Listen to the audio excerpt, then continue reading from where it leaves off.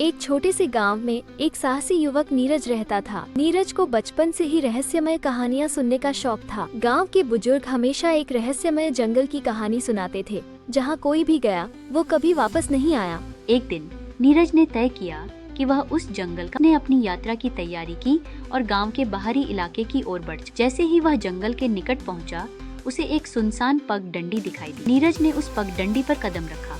अचानक उसे पत्तों की सरसराहट सुनाई दी। वह चौकन्ना हो गया और धीरे धीरे आगे बढ़ने लगा।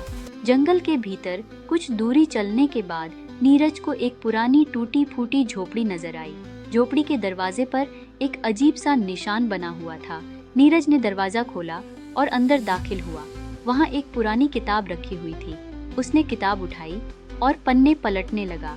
किताब में एक गुप्त नक्शा बना हुआ था, जो जंगल के अंदर एक खजाने की ओर इशारा कर रहा था। नीरज, क्या ये सच हो सकता है? उसने नक्शा ध्यान से देखा और उसे समझने की कोशिश कर। जैसे ही वह नक्शे को समझने में सफल हुआ, उसे झोपड़ी के अंदर किसी के होने का आभास हुआ। तेजी से मुड़ा, लेकिन वहाँ कोई नहीं था। नीरज ने नक्शे को अपने बैग में रखा और जंगल के और गहराई में जाने का निश्चय किया। नीरज ने नक्शे के अनुसार चलते हुए खुद को एक गहरे खड्ड के किनारे पाया। खड्ड के पार एक उज्जवल प्रकाश दिखाई दे रहा था।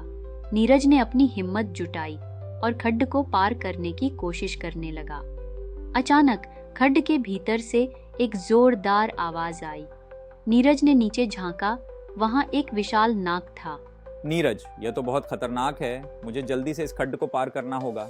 नीरज ने साहस दिखाते हुए खड्ड को पार किया और दूसरी ओर पहुंच गया।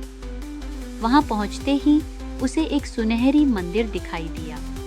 उसने मंदिर के दरवाजे को खोला। भीतर एक अद्भुत दृश्य था। चारों ओर सोने की मूर्तियां और गहने चमक रहे थे। नीरज, ये तो खजाना है। मैं सफल। लेकिन तभी मंदिर के भीतर से एक वृद्ध पुरुष प्रकट हुआ।